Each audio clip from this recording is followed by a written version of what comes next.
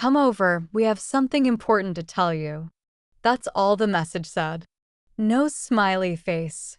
No love you. Just cold, blunt words from my mother, typed like she was inviting me over for dinner, except I knew better. Something about it felt off. I drove over in silence, heart pounding against the steering wheel. I didn't know what to expect. Maybe bad news. Maybe a health scare. Maybe a secret? What I never imagined was the gut punch waiting for me in the living room I grew up in. They were both seated, dressed too formally for a casual Saturday, Dad in one of his old suits, Mom in her favorite church dress. My siblings were already there. Jenna, the golden child, couldn't stop glancing at me with this smug half-smile. And Daniel, well, he just avoided my eyes completely. Then Dad spoke. "We've finalized our will." I blinked. "Okay." "And we thought it would be best to let you know face to face," Mom added. Her tone was gentle, too gentle, like she was trying to soften a blow. I sat down slowly. "Is something wrong?" "No," Dad said. "But everything we own, the house, the savings, the property, it's all going to Jenna and Daniel." Silence. I laughed. I thought it was a joke. An awkward, unfunny, cruel joke. But no one else laughed. "You're serious?" My voice cracked. "We thought it through," Mom said quickly. "You've always been so independent, so strong. You don't need it like they do." I felt my world tilt. Strong? Is that what they called it? Was that what all those years of being overlooked, of picking up after myself, of never asking for help, of swallowing my needs, was that strength? At that moment, I realized this wasn't just about a will. It was about everything. The years of favoritism, the subtle betrayals, the blind spots that had left me standing on the outside of my own family. And now I was done pretending it didn't hurt.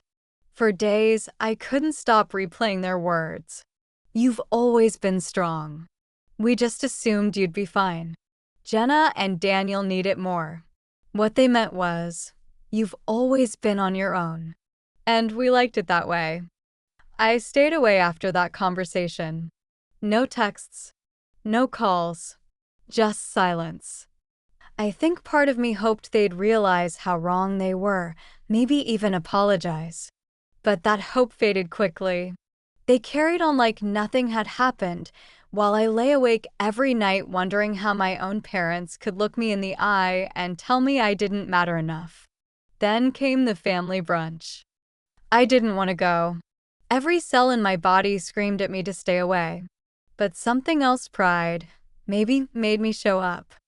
I wanted to see if they'd look me in the eyes, if they'd act like what they did was normal.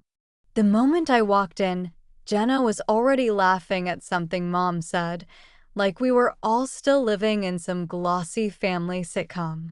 She looked perfect as always, in her tailored dress and expensive perfume, sipping mimosa like she didn't have a care in the world. Daniel barely acknowledged me, a grunt, a glance, then went right back to talking about some business idea he needed money for. No one brought it up. Not a single mention of the will. Not a shred of remorse. Halfway through brunch, I excused myself and stepped outside to breathe. That's when Aunt Lorna found me. She was the only one in the family who ever truly saw me, the quiet observer with a sharp tongue and sharper heart. "They told you, didn't they?" she asked. I nodded. She sighed. "I always knew your parents had a strange way of showing love. But this? This isn't love. Why would they do this?" I asked, not expecting an answer. She looked out at the garden. "Maybe because you never needed them the way your siblings did. Or maybe they just don't know how to love you in the way you deserve." Her words hit hard. Not because they were cruel, but because they were true. Later that night, I got a message from Jenna. "Hey, don't take it personally. We all know you'll do fine on your own." I stared at the screen. I wanted to scream, to throw my phone, to reply with everything I'd kept bottled up since we were kids. The truth was, I had always been the one left out. When Jenna wanted to be a ballerina, they paid for lessons. When Daniel dropped out of college twice, they covered his rent and bills. When I got into university with a partial scholarship, I had to take out loans and work 2 jobs just to survive. They said they were proud of me. But being proud never came with support, only distance. And now, they were using my resilience as an excuse to abandon me. I started writing things down in a notebook. Not to publish, not to share, but to remember. Every memory, every moment that proved I had always been the afterthought. It was my therapy. My way of stitching myself back together, one truth at a time. Eventually, I confronted Mom alone. She was folding laundry when I walked in. "I need to ask you something," I said. My voice didn't shake this time. She looked up. "Okay, why didn't you fight for me? Why didn't you even consider me in the will?" She looked confused, or maybe just uncomfortable. "Honey, it wasn't about love. We just thought." "No, don't say it was because I'm strong. That's not love. That's convenience." She paused. Then, for the first time, she looked truly unsure. I guess we just didn't think you needed us." I took a breath. Well, I did. I needed my family. I just stopped asking a long time ago. She didn't respond. Just stood there with a shirt half folded in her hands, staring at me like she didn't recognize the person I'd become. But I did. For the first time, I saw myself clearly, not as the forgotten child, not as the strong one who didn't need love, but as someone who deserved better. And I wasn't going to wait around to be chosen anymore. I started pulling away after that. Not out of spite, but out of self-preservation. The version of me who'd once begged for scraps of affection was gone, replaced by someone who had finally realized that love, when conditional, isn't really love at all. But detaching wasn't easy. Grief lingers in absence. I missed a version of my family that never truly existed, or maybe only existed in my own mind. I stopped showing up for Sunday dinners. I ignored group messages unless they directly addressed me, and even then, I replied with nothing more than a polite emoji or a clipped "okay." The silence didn't go unnoticed. One day, Jenna called me. Not texted, called. I let it go to voicemail. She left a message. "I don't know what's wrong with you, but if you're trying to punish Mom and Dad, you're being selfish. They're doing the best they can. We all are." I stared at my phone in disbelief. Selfish. That's what she called it. I was selfish for reacting, for feeling, for daring to speak up after being written out of my own family's legacy, not just financially, but emotionally. The sheer audacity of her words made something inside me snap. Later that week, Daniel messaged me too. His was more direct. "You're being dramatic. It's not like they disowned you." But wasn't it the same thing? The inheritance was just a symbol. The real betrayal was deeper. It was the years of being the responsible one, the one who didn't cause trouble, who cleaned up messes without being asked, who never needed bailing out. The one who kept quiet while everyone else took up all the space. Now, I wasn't staying quiet anymore. A few days later, Aunt Lorna invited me over for tea. Her place smelled like cinnamon and old books. She poured the tea slowly, like we had all the time in the world. "I heard about the brunch," she said. I walked out. I replied, "Good." That caught me off guard. "You think I was right to leave?" She sipped her tea. There's a point in life when the most loving thing you can do is walk away. Not because you don't care, but because they'll never learn if you keep letting them hurt you. I didn't say anything, but I felt tears stinging the backs of my eyes. Then she pulled out an envelope. I want you to have this. Inside was a black and white photo, my mother as a child, standing beside my grandmother. They both looked stern, guarded, like they weren't allowed softness. Your mom grew up thinking love had to be earned. That if she didn't perform, she wasn't worthy. It shaped everything she believes about loyalty, about parenting. But you have a chance to break that cycle. How? By refusing to let it define you. I started going to therapy soon after. The first few sessions were mostly silence. I didn't know where to start. The therapist, a woman named Malia with kind eyes and a voice like velvet, didn't rush me. She let me sit in my own storm until I was ready to speak. Eventually, I told her everything. About the will. About growing up feeling like a background character in my own story. About the moment my parents looked at me and decided I didn't need to be included. Malia didn't tell me I was overreacting. She didn't try to fix it. She just nodded and said, "That sounds incredibly painful. And very lonely." That acknowledgement was the first thing that made me feel real again. In the middle of all this, I got a call from my dad. "I want to talk," he said. About the will? About everything. We met at a park bench, a place he used to take me when I was little, back when things felt simple, before everything started feeling like a quiet competition I never signed up for. He looked tired, older than I remembered. "I never meant to hurt you," he said, staring at the pond instead of me. "But you did," I replied. "I know." I didn't speak. I let the silence sit there like a third person between us. "I thought I was being fair," he said. "Your mother and we thought you didn't need it. You always figured things out." "You didn't ask," I said softly. "You never asked if I was okay. You just assumed." He nodded slowly, and for the first time, I saw something that looked like regret. "I'm sorry," he said. "We got it wrong. And we're trying to make it right." I looked at him. "Are you changing the will?" He hesitated. "We're talking about it."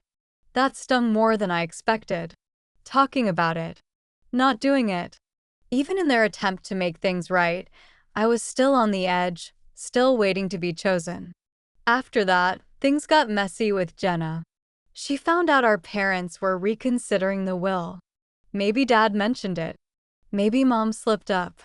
Either way, she was livid. She called me, voice high and shrill with rage. "You manipulated them," she screamed. "This was always the plan. Now you're swooping in like some victim? You're just jealous." I kept my voice calm. "This isn't about jealousy. It's about fairness. It's about being seen. You were seen. You just didn't like the role you had." She hung up before I could respond. But her words echoed. She was right in a way. I didn't like the role I had. The quiet one. The invisible one. The reliable one. The one who made things easier for everyone else. But I wasn't playing that role anymore. Weeks passed. The tension in the family grew. There were awkward group chats, vague Facebook posts from Jenna about entitled people, and complete silence from Daniel, who was probably just hoping things would blow over so he could go back to being spoon-fed resources. Then came the family meeting. Another "we need to talk" moment. I didn't want to go, but I went. Because sometimes closure requires confrontation. We sat in the living room, the same one where this all began. Mom, Dad, Jenna, Daniel, me. Dad cleared his throat. "We've updated the will," he said. "Everything will be split equally between the three of you." No one spoke. Jenna's eyes narrowed. "But we also want to acknowledge how we failed you," Mom added, turning toward me. not just with the will, but over the years. We should have asked more, been there more. I thought I was doing what was best, but I see now how that made you feel invisible. Her voice broke. I'm sorry. I didn't know what to say. For so long, I thought this day would never come. It didn't erase the past, but it mattered. Even if it came late. Even if it came after damage had been done. Even if some wounds would never fully heal. Outside, after the meeting, Jenna caught up with me. I hope you're happy, she snapped. You broke this family. No, I said, voice steady. I just stopped pretending it wasn't already broken. She didn't reply, just turned and walked away. And I let her go. For once, I didn't chase. Didn't apologize. Didn't try to fix it. Therapy continued. My notebook kept filling, not with pain now, but with clarity. I started writing a blog. Just for me at first. Then I made it public. To my surprise, people began reaching out. Strangers. Distant friends. Even coworkers. All of them said the same thing. I thought I was the only one. Turns out I wasn't alone. Not in being hurt. Not in speaking up. And not in healing either. It all came to a head on my birthday. I hadn't planned anything. No big party. No family dinner. I didn't want to sit around a table pretending to feel grateful for people who still didn't fully see me. I had decided it would just be a quiet day. Me, my thoughts, maybe a walk by the lake. But then, unexpectedly, Mom called. We'd like to stop by, she said. Just for a few minutes. I hesitated. She added, no pressure. I said yes, mostly out of curiosity. When they arrived, they didn't come with a cake or balloons or even a card. Just a plain envelope and a look I couldn't quite place on my father's face. We need to show you something, Dad said. I opened the envelope. Inside was a newly notarized will. Everything was split evenly, 33.3% to each of us. But at the bottom, scribbled in Mom's handwriting, was a note. This isn't just about money. It's about finally making space for you. We see you now. We're sorry it took this long. I stared at it, heart pounding. Then Mom stepped closer. Her hands shook slightly as she held out an old photo. It was me, age 10, asleep on the couch with a book across my chest. I remembered that night. I'd stayed up waiting for them to get home from one of Jenna's school recitals. They never noticed I'd been waiting. I found this the other day, she whispered. You always waited for us. And we never came. But I'm here now. Something inside me cracked open. The years of swallowed feelings, the constant self-editing, the way I trained myself to not need, all of it rushed to the surface. I didn't cry. Not yet. But the weight I'd carried started to shift. Why now? I asked. Dad looked up, eyes misty. Because losing you became more terrifying than disappointing them. He meant Jenna and Daniel. And I knew it was true. This wasn't just about fairness anymore. It was about finally choosing me, not the version of me that made life easier for everyone, but the real me. The one who had pain, boundaries, worth. I nodded slowly. I don't need the money, I said. But I needed this. Mom reached out and gently touched my hand. For the first time in years, it didn't feel forced. And then I cried. Not because they'd finally changed the will, but because I no longer felt like I had to fight for proof that I mattered. That moment, raw and quiet, was the real inheritance. It was the beginning of something new. Not perfect, not fixed, but true. The weeks that followed were quieter, not in the way silence stings, but in the way healing does. I didn't rush back into family dinners. I didn't pretend that everything was fine. But something had changed in me, not in them, not yet, but in me. For the first time in my life, I wasn't carrying the weight of needing to be enough for them. I was enough for me. Mom started texting more, not about chores or logistics, but small things. A new recipe she tried, a photo of the garden, little efforts to rebuild. She didn't apologize again, and I didn't need her to. The apology had already happened, not just in words, but in actions. Dad invited me to lunch. Just the two of us. We talked about work, books, how he and Mom met. For once, I didn't feel like I was sitting across from a man I had to impress. I was just there, and he wanted me there. That was enough. Jenna, on the other hand, stayed distant. She never acknowledged the new will, never mentioned our conversation, never called or messaged. I heard she moved out of state for a job opportunity, or maybe to avoid seeing me. That hurt, but not the way it used to. Because I realized something. I didn't need her validation. Not anymore. Daniel eventually reached out too. Not with anger or accusations, but with something closer to humility. A short message. I think I get it now. I'm sorry I didn't before. We met for coffee. It was awkward, but honest. He admitted he'd always thought I had it together. I told him that was the problem. They only saw what was on the surface. And I let him in. That conversation didn't fix our relationship, but it opened a door. A door that I controlled this time. In therapy, Malia smiled when I told her everything. You didn't just get fairness, she said. You got your voice back. That stayed with me. I started writing again, not just the blog, but longer pieces. Memoirs, essays, stories. People kept reaching out, saying it resonated, that they'd felt like the invisible child too. I realized my story wasn't rare. It was just rarely spoken out loud. And maybe that was the real inheritance, not money, not land, not things, but the freedom to finally own my truth. To stop asking for permission to be heard. One morning, I stood at my window and watched the sunrise, coffee in hand, wrapped in a blanket. The sky was soft pink and gold, quiet and vast. And for the first time in years, I wasn't carrying a single what if. I wasn't waiting to be chosen. I had chosen myself. That was the peace I had earned. That was the legacy I would build. Not from bitterness, not from spite, but from clarity, from love, real love, the kind that starts with your own heart.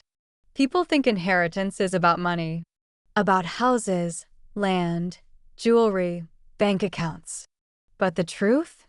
The real inheritance is the story you're left with when the dust settles. The story you carry in your bones. The story that either frees you or chains you to the past. For years, my story was written by silence, by assumptions, by the belief that if I stayed quiet and strong, I'd finally be loved enough to matter. But that's over now. I don't wait for anyone to hand me a seat at the table. I build my own. I don't measure my worth by the love others failed to give. I measure it by the love I now give to myself and to those who see me, really see me, for who I am. I still visit my parents sometimes. We talk. We're learning to listen, to see one another without the fog of roles and labels. We'll never be perfect, but we're trying. And that's more than I ever thought I'd get. As for my siblings, well, some distances don't need to be closed. Some things are better left where they fell. This isn't a story about revenge. It's a story about reclamation. And if there's one thing I've learned through it all, it's this.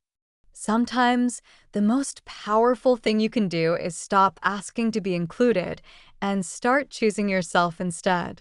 That's when everything changes.